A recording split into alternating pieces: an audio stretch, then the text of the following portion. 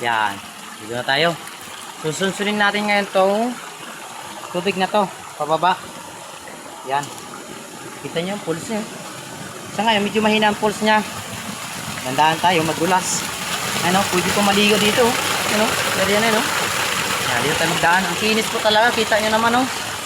Totoo po talaga mga kwento nila. Kaya lang, talagang nanlalamig yung paa ko dito. Ang dulas. Alangaan dito. Diba? Ang dulas ko talaga. Yan. Ang dulas. Ang nakapitan natin. Ingat lang boy. Oh. Yan. Grabe, kita mo. Ito na nga siguro sasabi na. Parang naligaw sa dubling bal. Ano kaya sa palagay mo ito? Bumalik sa uli? Dahil oh. Baka yun yung butas na sa lalim na yan oh. Yung butas na yun oh. Baka dyan ngayon sabi niyang bumanda sa dyan. Dahil naligaw.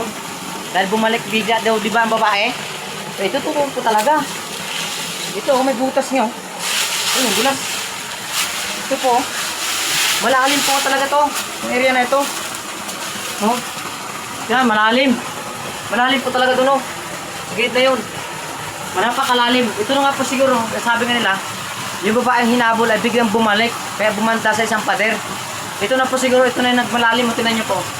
Kita nyo naman po ang lalim. Parang bumulusok ulit, pabalik. Ayun, parang umikot siya dito.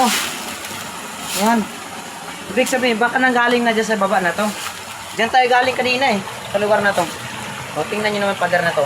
Kita nyo naman pader na yun. O, dinaanan po ng igat. O, tingnan nyo. Napakakinis po talaga. Napakaganda ng mga bato na ito. Napakakinis. Hindi po ito sinadyang ginawa ng tao. Parang normal na normal po talaga. Kaya totoo po yung kwento nila. Ayon sa kanang kwento. Mag-igat na po talaga hinabol dito.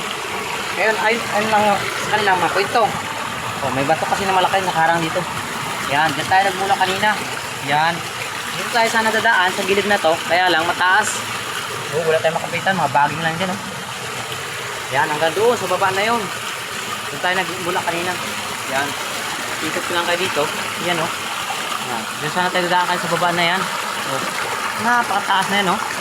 Saan ka hawak dito sa ganito kakinis? Yan. Yun lamang po ang aming video sa ngayon. Dahil nakita nyo naman, napatunayan nun na totoo rin. Kayo na lang po ang makapaghusga at makapagsabi kung totoo po ang aking nakita at na-vlog ngayon. Kung sana ba talaga ang sinasabi nila, may nabulok po dito. Tingnan po ninyo. Para po isang daga. Ano ba yan? Palaka? Parang palaka. Nabulok talaga. Kita nyo naman, oh. Nabulok na. Ayan. Kita mo, malakas na ng tubig dun, oh. Pag ito ay malakas ang tubig, siguro ang ganda itong balikan. Napakaganda po siguro dito ng mga pools na to. Yan na. Balik na tayo sa ating pinanggalingan kayo na. Ingat ulit tayo, madulas. Napakadulas. Yan. Totoo nga po talaga ang mga kwento-kwento. Ayon po sa anang kwento. Dito sa ating natukpasan ngayon. Kaya po, sa bago kami magtapos ng aming video, ay sana po mag-comment naman kayo kung ano ba talaga ang kwento dito. Kung ano ba talagang totoo dito sa mga lugar na ito. Kung anong milagro ba ang mayroon dito. Kaya samahan nyo ako na sana balang araw may makapagsabi kung gaano ba ito kaganda itong lugar na ito. Kung ano ba talaga ang kasaysayan ng kwento na ito. Mag-interview po tayo ng tao na para makatulong natin. Subaybayan po ninyo ang aking video muli sa iba pang vlog, sa iba pang lugar na ating ma-explore.